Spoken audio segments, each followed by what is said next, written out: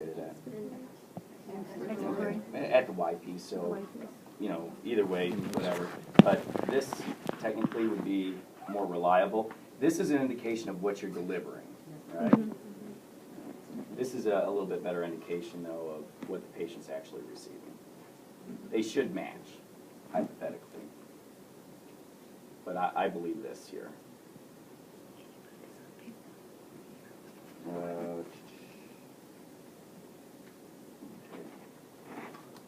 So you can see, I'll turn this around a little bit.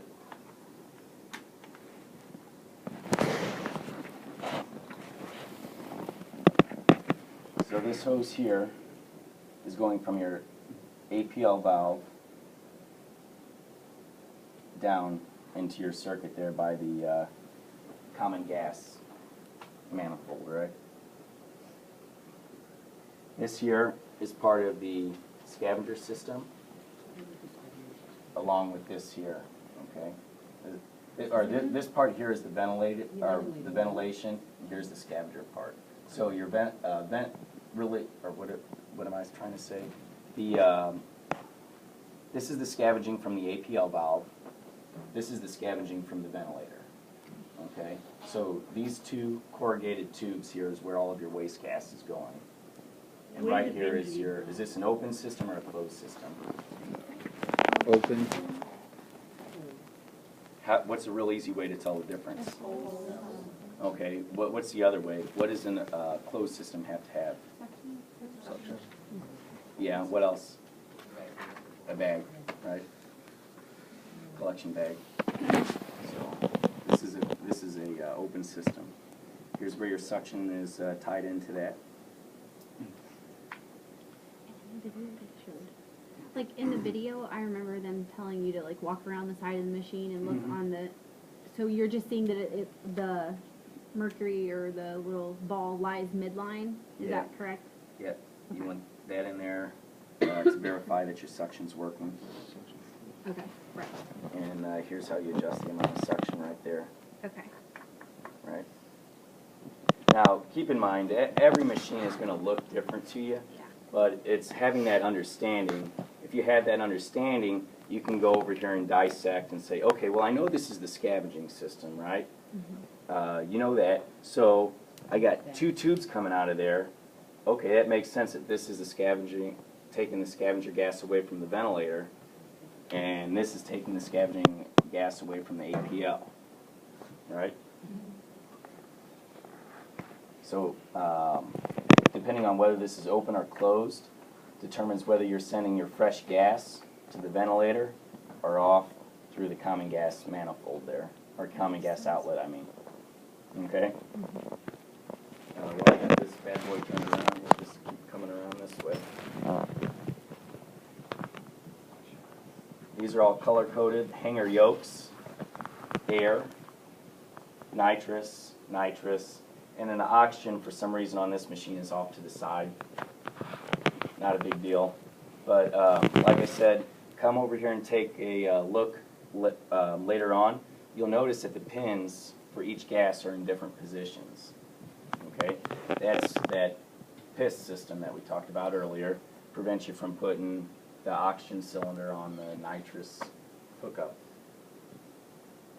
Here are your here's a diameter index safety system. Okay, what I was trying to explain, I don't think I did very well earlier, is if I unscrewed each of these hoses, they all have different sized receptacles. So I'm not going to be able to screw the yellow hose into the connection for the blue port.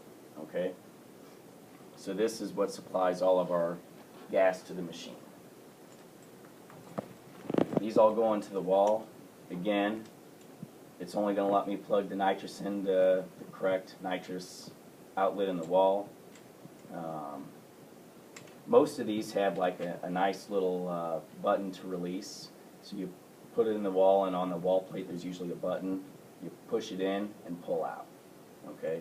A lot of people can't figure out how to get that thing out of the wall. Push the button in and then pull this back. And of course your AC power supply for the machine. Let's see if this one has any receptacles. Doesn't look like this particular machine has any convenience receptacles, but usually where they're located, it's usually on this back corner of the machine, one of the back corners. They have some. Oh, yep, they're down there. So, lucky guess, I picked the right side. Yeah, so usually down here. And that's where your monitor's plugged into. If you have a Biz monitor, you can plug that in there. But again, nothing like bear huggers, fluid warmers, things with motors that are going to pull a lot of wattage, otherwise you'll blow a fuse. All right.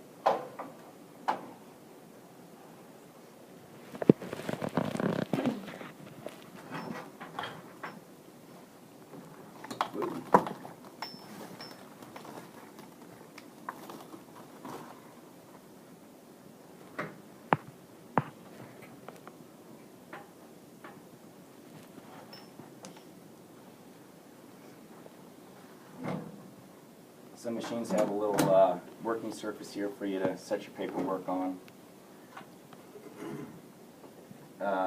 Ventilator, for this particular machine, you dial it in. You see that little line there? Okay. This is real technologically advanced machinery here. So say I want to give a tidal volume of 600, you push it in and then dial either way.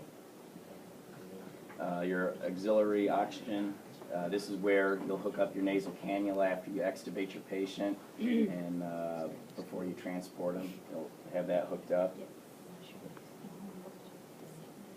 This here I think just tells you your tidal volume actually. Didn't you say that didn't work off of tanks though? What's that? The oxygen? Yeah, this auxiliary oxygen, depending on the model of the anesthesia machine, will not always work. I'm not sure if this particular machine cuts it off or not. But yeah, if you're on emergency oxygen, a lot of machines are not meant to. So we will get for transport. Well, I mean, you're not going to use it. You don't use this for the actual transport. Right. But you know, after I After extubate the extubating. patient, I'll put a cannula on them until the nurses will still be fumbling around in the room because you're going to be faster than them anyway. So you're going to be sitting there waiting. Patient's extubated, ready to go from your standpoint, but they're not ready to go. I just took them up to my nasal cannula there on the auxiliary port. I'm trying to figure out exactly what this is where I'm. It's not. Is that a blood pressure? Oh, yeah, you're right. That's exactly what it is. Holy man. Yeah. So, yeah, this is for your blood pressure. Good call. Nice job. This one's really old, isn't it? Bevel up. How old is that, like 20 years? 15? I couldn't even tell you. 30 maybe. You'll still see these out in clinical, believe it or not. Some, I think Staunton has these.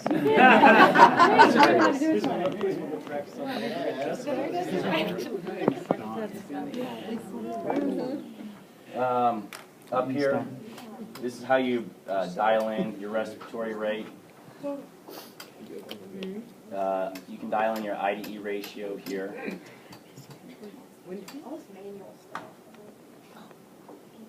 This is your flow here, inspiratory flow. You can dial that up or down. That's kind of a really hard thing to explain. What that means is whenever the ventilator delivers a breath, you can adjust how quickly that breath is being delivered, with how much pressure, I should say. It's really not a time thing, it's a pressure thing. So that's one more thing to manipulate if you're having trouble attaining tidal volumes. And try to adjust the inspiratory flow. There's that ventilator on and off button, alarm silence button.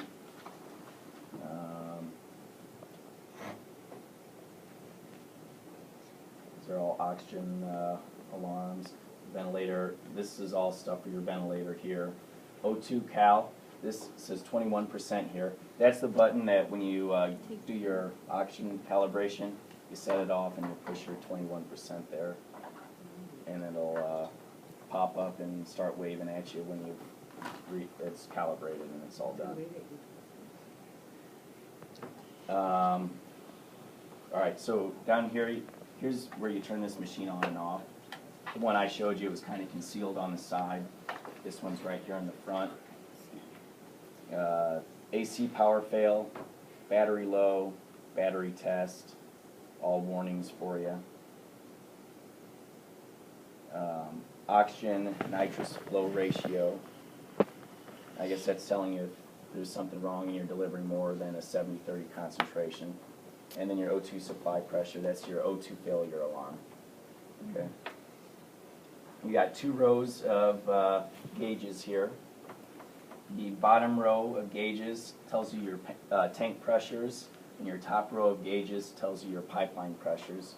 So all of them at the top straight across should be 50, and the ones at the bottom, it depends on the gas, right? All right. I already talked about the knobs on the flow meters and the hypoxic guard. Talked about vaporizer filling, the interlock system.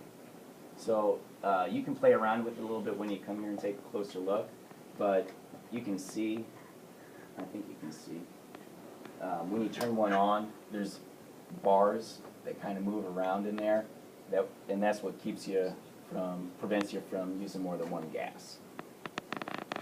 And then this here, some machines still have this, although not most of them. This first one says oxygen and nitrous, and then the next one says all gases. Okay, what that means is if I'm on oxygen and nitrous, the only 2 dials I can use on my flow meters are oxygen and nitrous. If I'm over to all gases, then I can use any 3 of those. It has nothing to do with the inhalational agent, what's in the vaporizers. It has to do with your flow meters. Like I said, most machines don't have this at all. It's going to be all gases. But we have one in the place that I work that does still have that on there. Where, in fact, the one that I have at my job, it's either oxygen and nitrous or oxygen and air. So I never use nitrous, hardly ever, so I always have mine at oxygen and air.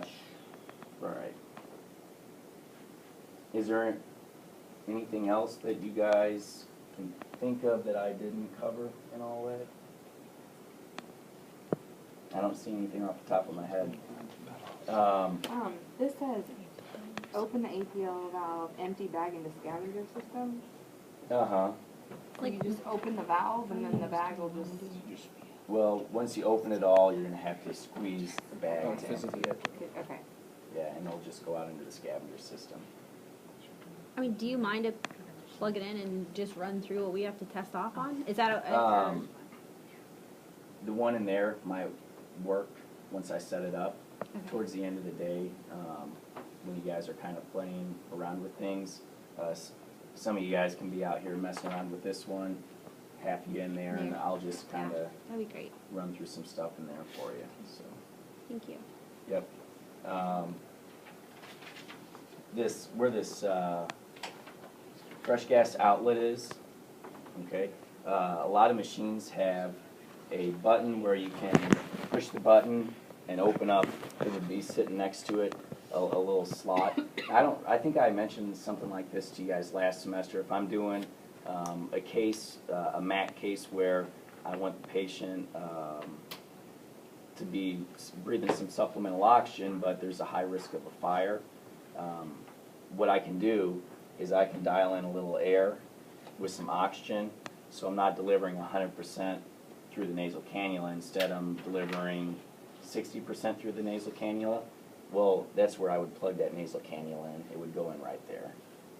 Now, that's really unimportant. That guys don't need to know that right now. But all right, so that's kind of a brief tour of the anesthesia machine. We'll go into a little bit more depth here once I get to the slides.